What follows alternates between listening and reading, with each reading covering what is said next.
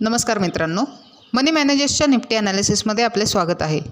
काल budget day असल्याने market चालू होते, परंतु निफ्टीने काही खास मुवमेंट दिलेली नाही। ओव्हरऑल निफ्टी डाऊन ट्रेंडमध्ये असल्याने साधारण 12च्या सुमारास एक डाऊन मुवमेंट दिली। 23,630 ते 23,320 जवळजवळ 300 पॉईंटची मूव झालेली आहे आणि त्यानंतर पुन्हा अपसाईड मूव करत 23,495ला क्लोज झाली। एकंदरीत निफ्टीने वीकली पॉझिटिव्ह क्लोज दिलेली आहे आणि हा पॉझिटिव्ह साईन आहे, परंतु जर निफ्टीने 23,640 क्रॉस करून सस्टेन राहिली तरच येणाऱ्या काही दिवसात निफ्टी 23,790 हे पहिले टार्गेट आणि 24,080 हे दुसरे टार्गेट हिट करू शकते। तसेच जर निफ्टीने 22,780 खाली ब्रेक केले तर 21,780 पर्यंत निफ्टी जाण्याची शक्यता आहे। 30 मिनिट टाईम फ्रेममध्ये बघितले तर निफ्टी एक ट्रेंड लाईन फॉलो करत आहे।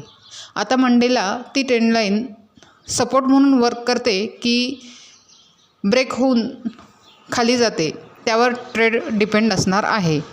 म्हणजेच जर ट्रेंड लाईन खाली ब्रेक झाली 23,300ला तर निफ्टी 23,140 पर्यंत जाऊ शकते आणि जर सपोर्ट म्हणून काम केले तर 23,460चा सपोर्ट घेऊन निफ्टी अपसाईड मूव करत 23,640 हे पहिले टार्गेट आणि 23,790 हे दुसरे टार्गेट हिट करू शकते।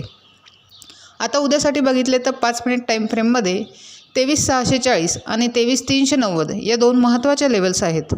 जर 23,640 ब्रेक झाले तर 23,790 हे टार्गेट हिट होऊ शकते आणि 23,390 खाली ब्रेक झाले तर 23,140 हे टार्गेट हिट होऊ शकते।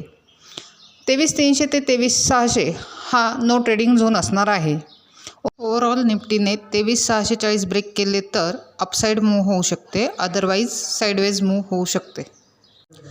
अशाच निफ्टीच्या ॲनालिसिससाठी चॅनल सबस्क्राईब करा, तसेच व्हिडिओ लाईक आणि शेअर करा।